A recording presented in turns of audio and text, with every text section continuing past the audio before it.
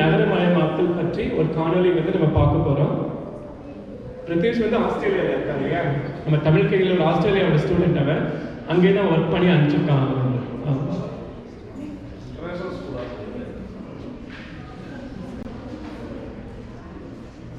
வருகை தந்திருக்கும் அனைத்து தமிழ்கேணி உறவுகளுக்கும் எனது முதற்கண் வணக்கத்தை தெரிவித்துக் கொள்கிறேன். நான் இங்கு பேச போகும் தலைப்பு நகரமயமாக்கல். நகரமயமாக்கல் என்றால் என்ன? மக்கள் உணவிற்காகவோ பிழைப்பிற்கோ கிராமங்கள் சிற்றூர்களை விட்டு நகரத்தை தேடி இடம்பெயர்வதே நகரமயமாக்கல் ஆகும். உலகில் தற்போது 50% மக்கள் நகரில் வாழ்கின்றனர். இன்னும் 30 வருடத்தில் அது 80% ஆகிவிடும். இது ஏன்? மக்கள் ஏன் சாலை சாலையாக கிராமத்தை உதறி நகரத்தை நாடுகின்றனர்? பொருளாதாரம், கல்வி, வேலைவாய்ப்பு, வாழ்க்கை தரம், மருத்துவ வசதி ஆகியவை நகரத்தில் தான் அதிகமாக கிடைக்கிறது. பண்டைய மனிதன் ஆரம்பத்தில் வேட்டை சமூகமாக அலைந்து திரிந்து வாழ்ந்தான். கடைசி 10,000 ஆண்டுகளாக விவசாயம் மற்றும் கால்நடை வளர்ப்பால் மண் நீர் வளம் நிறைந்த இடத்தில் குழுவாக வாழ ஆரம்பித்தான். இதுவே கிராமங்களாக மாறின.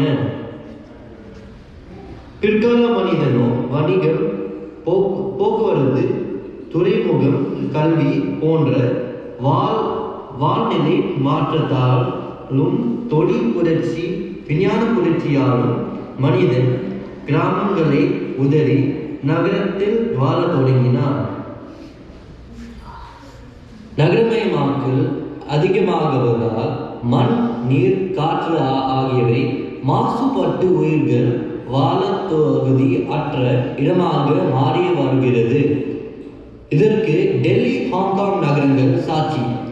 காற்று மாசுபட்டு மனிதன் சுவாசிக்க முடியாத நிலையில் உள்ளன.